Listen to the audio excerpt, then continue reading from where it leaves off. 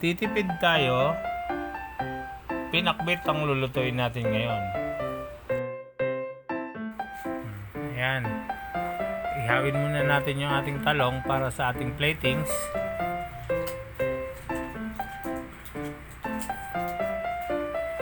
Habang iniihaw natin yan ayusin na rin natin yung ating mga gulay.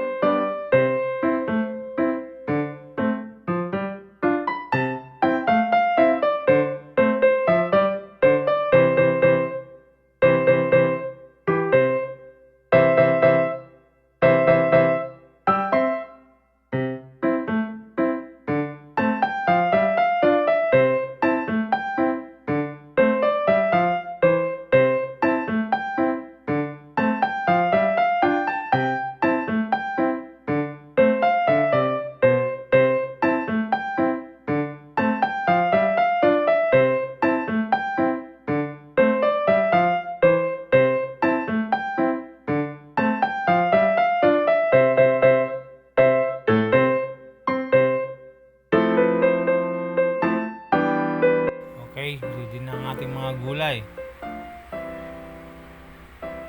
Talong, okra, kalabasa, ampalaya at sitaw. Siyempre yung bagoong. Okay, isa na natin ang pagluluto.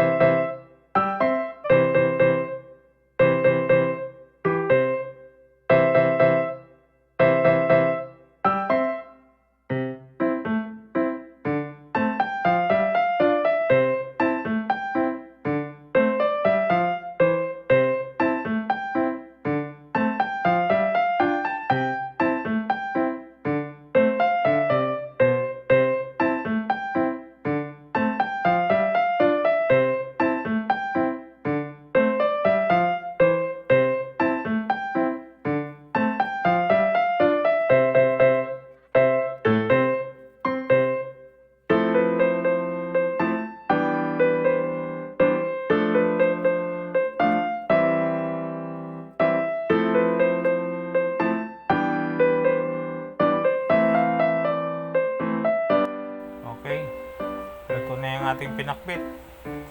Umpisa na natin sa ating pag-plattings.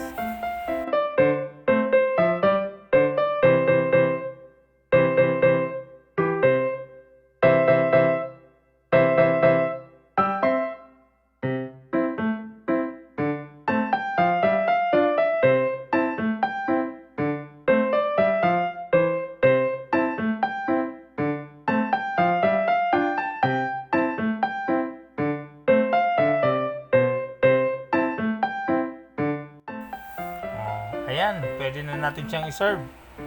Kain na na!